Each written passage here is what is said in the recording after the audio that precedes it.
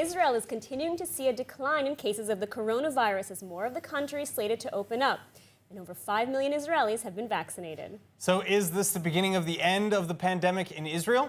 Well, while the coronavirus pandemic in Israel is far from over, there is light at the end of the tunnel, as the health ministry is reporting just 2,003 new cases overnight, making for a 2.4% positivity rate. And of those infected, 602 are in serious condition, including 211 on ventilation.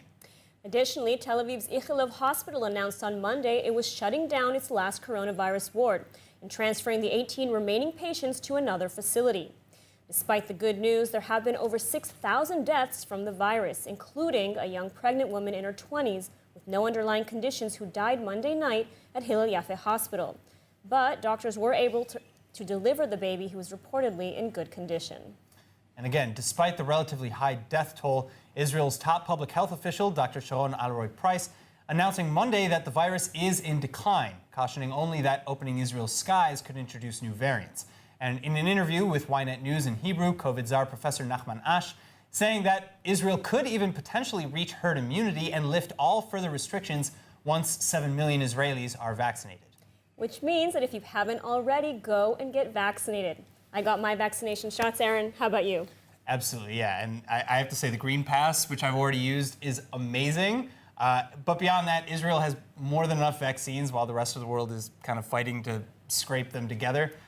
So there's really very few good reasons I can think of not to go get vaccinated. All right, now, while Israel may be emerging from the coronavirus pandemic better than most, its economy has nonetheless taken a very hard hit.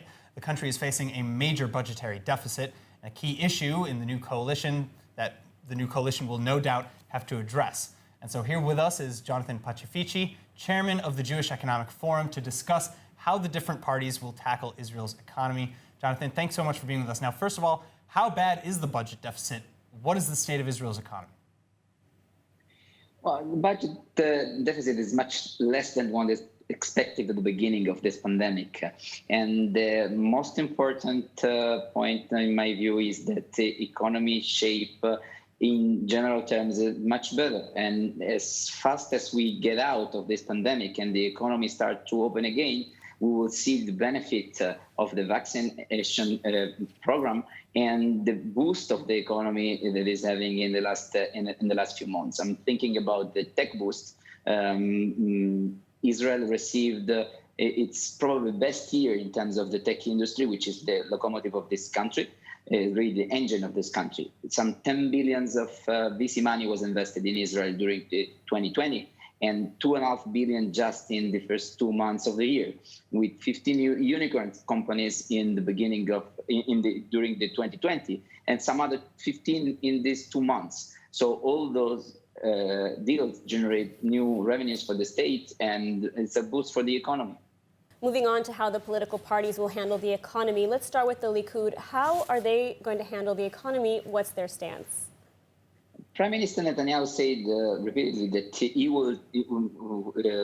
will be the one in charge of the economy in the next government, even if you need to give the finance minister to somebody else. Yes, the Likud is pushing a lot in the direction of the new peace deals. Just yesterday was announced that the UAE opened a $10 billion fund dedicated to investment, strategic investment in Israel. So yes, we have the new peace deals, you have the tech sector, but we have also the royalties on the gas, on Leviathan and Tamar and so on.